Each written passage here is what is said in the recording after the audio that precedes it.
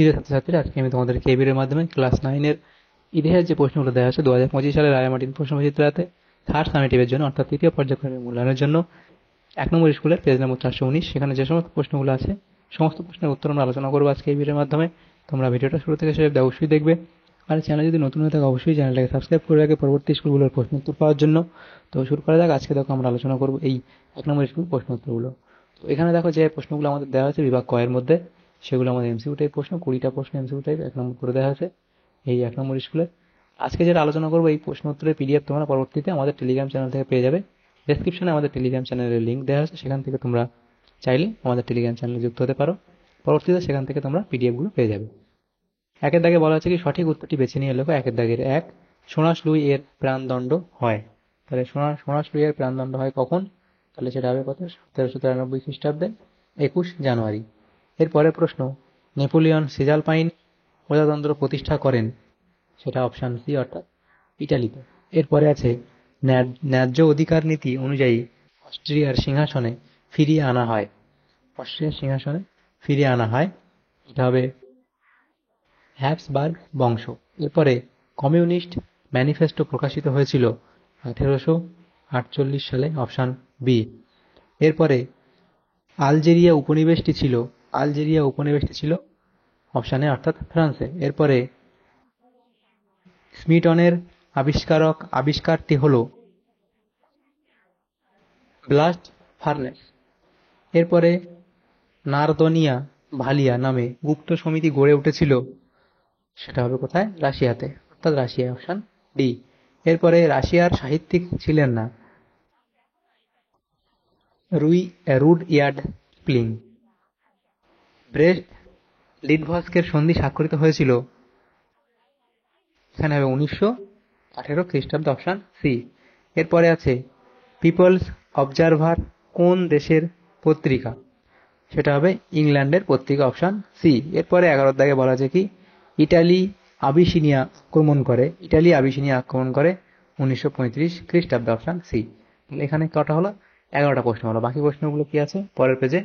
12-এর দাগের প্রশ্ন, দ্বিতীয় বিশ্বযুদ্ধে ভন পাউলাস কোন দেশের সেনাপতি ছিলেন? সেটা হবে কি জার্মানির, অপশন এখানে সি হবে সঠিক উত্তর, জার্মানির। এরপরে আছে লেন্ড লিজ আইন 1941 জারি করে, সেটা হবে কি মার্কিন যুক্তরাষ্ট্র, অর্থাৎ অপশন সি হবে এখানে তোমাদের সঠিক উত্তর। এর পরের প্রশ্ন বলা আছে কি জার্মানির আত্মসমর্পণের 1945, অর্থাৎ জার্মানির আত্মসমর্পণের পর ইউরোপে বিজয় দিবস হিসেবে পালিত হয় 8 মে, অপশন বি।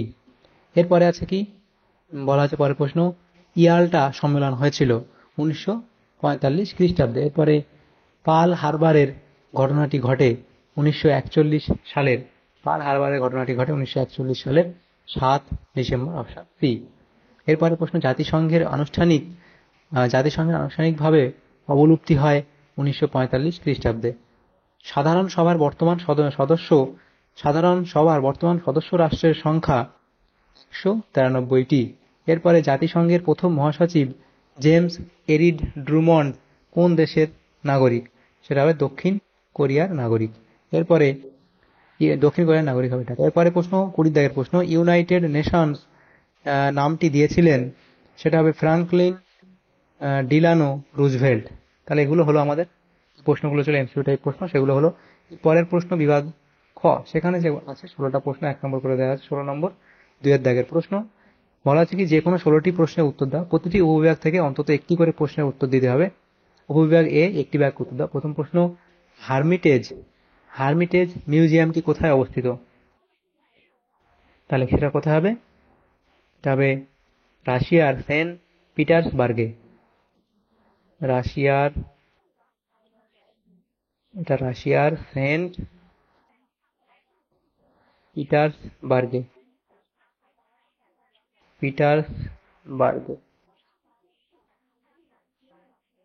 এটা হলো। এরপরে যেটা প্রশ্ন বলা হয়েছে সেটা গয়ের একা হবে পিটার্সবার্গে। জাতিসংঘের সর্বশেষ মহাসচিব কে ছিলেন? লিখবে বান কি মুন।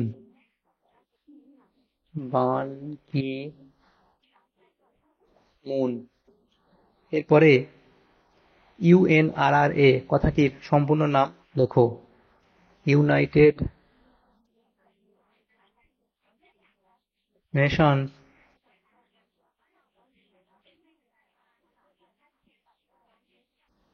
রিলিফ অ্যান্ড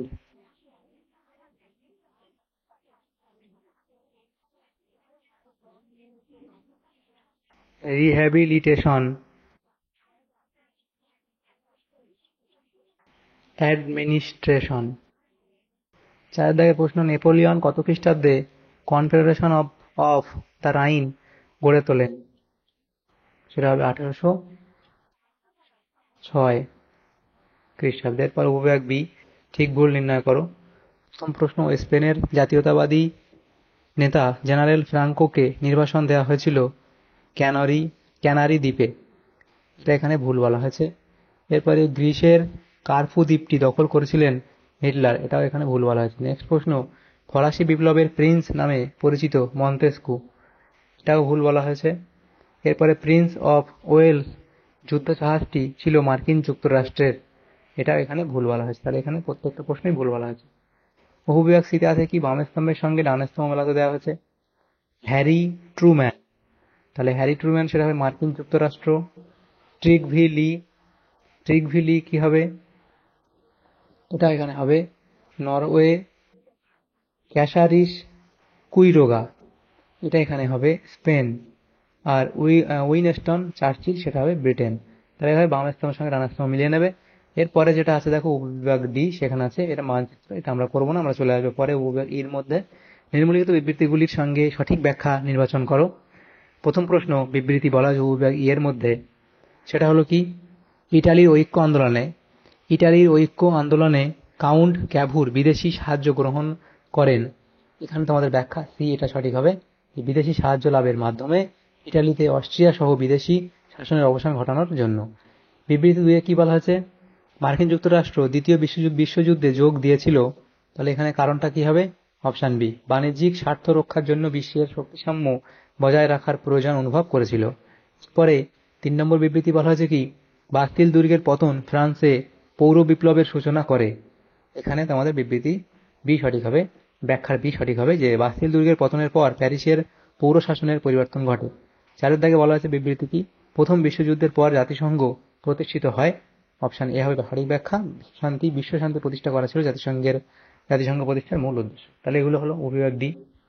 এরপরে যেগুলো আছে দেখো বিভাগ গয়ের মধ্যে যে প্রশ্নগুলো আছে, আমাদের 11টা প্রশ্ন 2 নম্বর করে 22 নম্বর দেওয়া হয়েছে।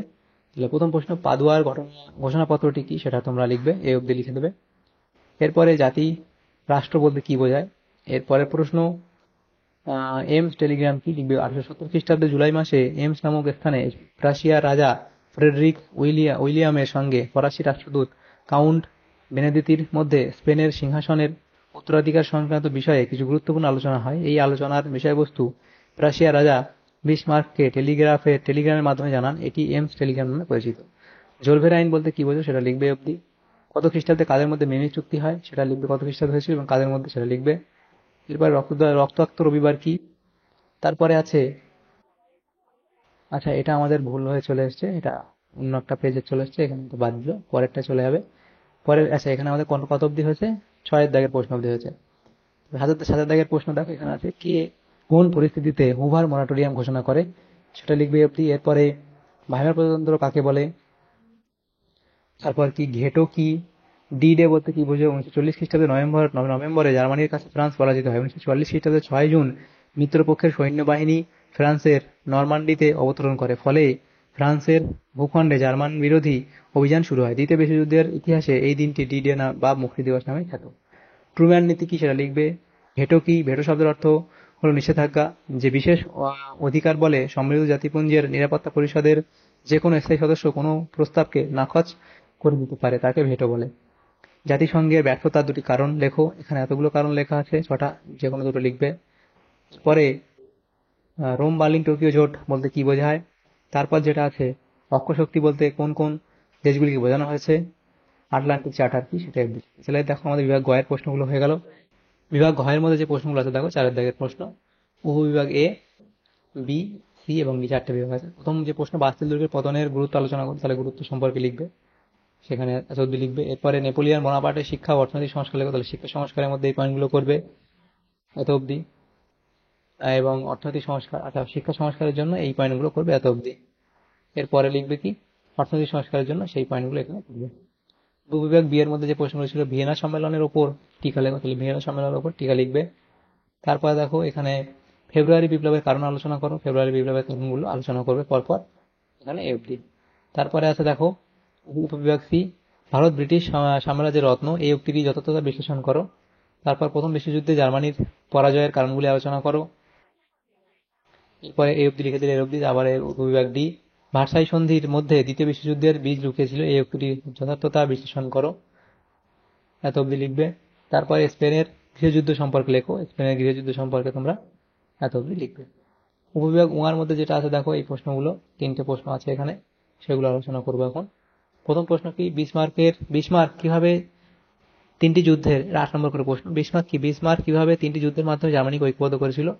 জার্মানির ঐক্য সাধন, বিসমার্কের কূটনীতি, রক্ত ও লৌহ নীতি, সেখান থেকে এই পয়েন্টগুলো করবে, এত অব্দি লিখবে। এরপরে তোষণ নীতি বলতে কি বোঝায়, তারপর দ্বিতীয় বিশ্বযুদ্ধের জন্য তোষণ নীতি কতটা দায়ী ছিল, সেই পয়েন্টগুলো করে এখানে উত্তর দেওয়া আছে, তোমরা লিখে দেবে অব্দি। এরপরে আছে কি শিল্প বিপ্লবের অর্থনৈতিক, সামাজিক ও রাজনৈতিক ফলাফল আলোচনা করবে, তাহলে অর্থনৈতিক ফলাফল আলোচনা করবে প্রথমে, তারপর সামাজিক ফলাফল, সামাজিক ছিল তো সামাজিক, তারপরে কি রাজনৈতিক ফলাফল, এগুলো আলোচনা করবে এই অব্দি। তাহলে দেখো এখানে যে প্রশ্নগুলো ছিল আমাদের সমস্ত প্রশ্ন উত্তর আমাদের হয়ে গেল ক্লাস 9-এর থার্ড সামেটিভের জন্য। ইতিহাসের যে প্রশ্নগুলো ছিল 1 নম্বর স্কুলের সমস্ত প্রশ্ন উত্তর আমরা আলোচনা করলাম আজকে এই ভিডিওর মাধ্যমে। তোমাদের যদি সামান্যতম উপকার এসে থাকে ভিডিওটা অবশ্যই লাইক করবে এবং বেশি বেশি করে বন্ধুদের সাথে শেয়ার করবে, এবং পরবর্তী যে স্কুলগুলো আছে সেই স্কুলগুলো প্রশ্নোত্তর পাওয়ার জন্য তোমরা অবশ্যই আমাদের চ্যানেলটাকে সাবস্ক্রাইব করে রাখবে। Thank you, thanks for watching.